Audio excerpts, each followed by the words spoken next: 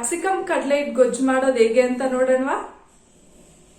Capsicum 3 ತಗೊಂಡು ಈ ರೀತಿ ದಪ್ಪ ದಪ್ಪಕ್ಕೆ ಕಟ್ ಮಾಡಿಟ್ಕೊಂಡಿದ್ದೀನಿ.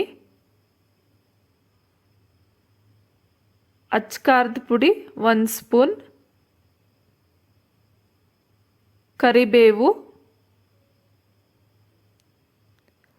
ಟೊಮೆಟೊ ಒಂದು ದೊಡ್ಡದು ತಗೊಂಡು ಈ ರೀತಿ ಸಣ್ಣಗೆ ಕಟ್ ಮಾಡಿಟ್ಕೊಂಡಿದ್ದೀನಿ. ನೀವು ಚಿಕ್ಕ ಟೊಮೆಟೊ ತಗೊಂಡ್ರೆ 2 ತಗೊಳ್ಳಿ. ಕೊತ್ತಂಬರಿ ಸೊಪ್ಪು ಅದನ್ನು ಸಹ ಕಟ್ ಮಾಡಿಟ್ಕೊಂಡಿದ್ದೀನಿ. ಈರುಳ್ಳಿ ಒಂದು ದೊಡ್ಡದು ತಗೊಂಡು ಕಟ್ ಮಾಡಿಟ್ಕೊಂಡಿದ್ದೀನಿ.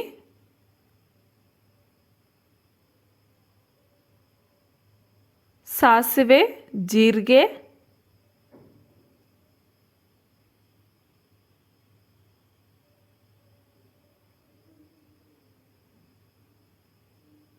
ಕಡಲೆ ಹಿಟ್ಟು 2 ಸ್ಪೂನ್, ಎಣ್ಣೆ ಬೇಕಾದಷ್ಟು,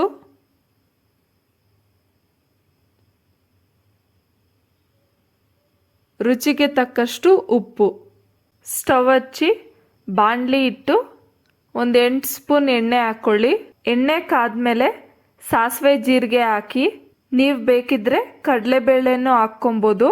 ಸಾಸಿವೆ ಸಿಡಿದ್ಮೇಲೆ ಸಣ್ಣಗೆ ಹಚ್ಚಿಟ್ಕೊಂಡಿರೋ ಈರುಳ್ಳಿ ಹಾಕಿ, ಈರುಳ್ಳಿ ಗೋಲ್ಡನ್ ಬ್ರೌನ್ ಆಗೋವರೆಗೂ ಫ್ರೈ ಮಾಡಬೇಕು.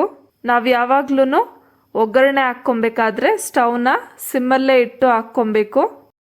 ಈರುಳ್ಳಿ ಕೆಂಪಗಾದ್ಮೇಲೆ ಕರಿಬೇವು ಹಾಕಿ, ಚಪಾತಿ, ಪೂರಿ ಆಮೇಲೆ ರೊಟ್ಟಿ ಜೊತೆ ಈ ರೆಸಿಪಿ ಒಂದೊಳ್ಳೆ ಕಾಂಬಿನೇಷನ್. ಈಗ ಕಟ್ ಮಾಡಿಟ್ಕೊಂಡಿರೋ ಕ್ಯಾಪ್ಸಿಕಮ್ ಹಾಕ್ಕೊಳ್ಳಿ. ಈ ಗೊಜ್ಜು ಕ್ವಿಕ್ ಆ್ಯಂಡ್ ಈಸಿ ರೆಸಿಪಿ, ತುಂಬಾನೇ ಬೇಗ ಆಗಿಬಿಡುತ್ತೆ.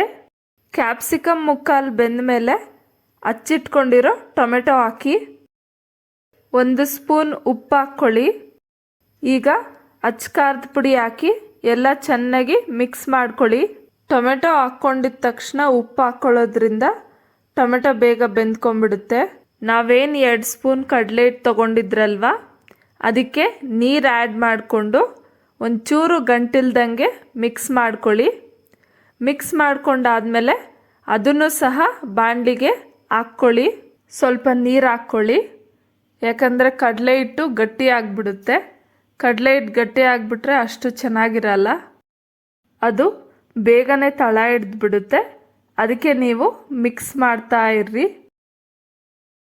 ಈಗ ಮೀಡಿಯಮ್ ಫ್ಲೇಮ್ನಲ್ಲಿಟ್ಟು ಕಡಲೆ ಹಿಟ್ಟು ಹಸಿ ವಾಸನೆ ಹೋಗೋವರೆಗೂ ಕುದಿಸ್ಕೊಬೇಕು. ಸ್ಟವ್ ಆಫ್ ಮಾಡಿ ಕೊತ್ತಂಬರಿ ಸೊಪ್ಪಿಂದ ಗಾರ್ನಿಷ್ ಮಾಡ್ಕೊಳ್ಳೋಣ. ಈಗ ಕ್ಯಾಪ್ಸಿಕಮ್ ಕಡಲೆ ಹಿಟ್ಟು ಗೊಜ್ಜು ರೆಡಿಯಾಗಿದೆ.